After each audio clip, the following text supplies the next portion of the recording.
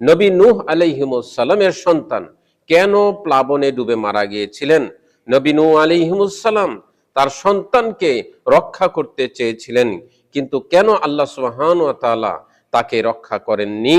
আজকে আমরা সেই বিষয়ে জানব। আসসালামু আলাইকুম ওয়া রাহমাতুল্লাহি ওয়া বারাকাতুহু। আলহামদুলিল্লাহি রাব্বিল আলামিন ওয়াসসালাতু ওয়াসসালামু আলা সাইয়্যিদিনা মুহাম্মদ ওয়া আলা আলিহি ওয়া আসহাবিহি আজমাইন। প্রশংসা আল্লাহ সুবহানাহু ওয়া তাআলার জন্য, শান্তি অবতীর্ণ হোক জনাবে মুহাম্মদুর রাসূলুল্লাহ সাল্লাল্লাহু আলাইহি ওয়াসাল্লামের প্রতি। নবী নূহ আলাইহিমুস সালামের সন্তান কেন প্লাবনে ডুবে মারা গিয়েছিলেন? নবী নূহ আলাইহিমুস সালাম তার সন্তানকে রক্ষা করতে চেয়েছিলেন, কিন্তু কেন আল্লাহ সুবহানাহু ওয়া তাআলা তাকে রক্ষা করেননি? আজকে আমরা সেই বিষয়ে জানব।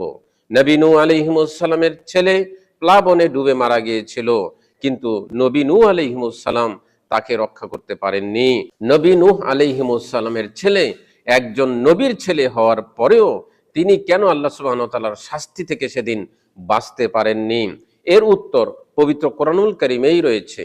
নবী নূহ আলাইহিমুস সালামের জাতি যখন আল্লাহ সুবহানাহু ওয়া তাআলার চরমভাবে অবাধ্য হয়, আল্লাহ সুবহানাহু ওয়া তাআলা নূহ আলাইহিমুস সালামকে বললেন, আপনি একটি নৌকা তৈরি করুন।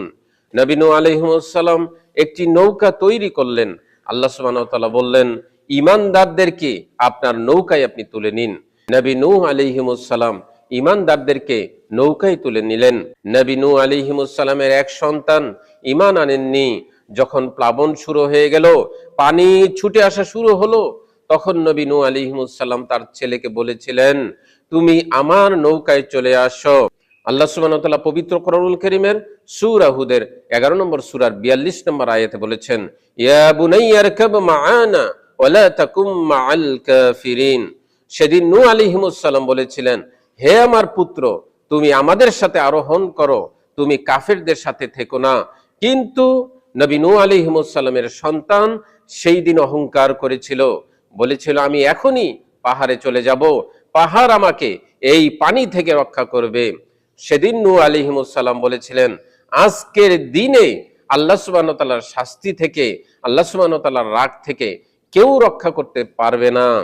যখন নবী নূহ আলাইহিমুস সালামের সন্তান পানিতে ডুবে যাচ্ছিল, তখন নবী নূহ আলাইহিমুস সালাম আল্লাহকে বলেছিলেন, আল্লাহ, সে আমার পরিবারের একজন সদস্য। আল্লাহ সুবহানাহু ওয়া তাআলা বললেন কোরআনুল কারীমের সূরা হুদের 11 নম্বর সূরার 46 নম্বর আয়াতে, ইয়া নূহ ইন্নাহু লাইসা মিন আহলিক।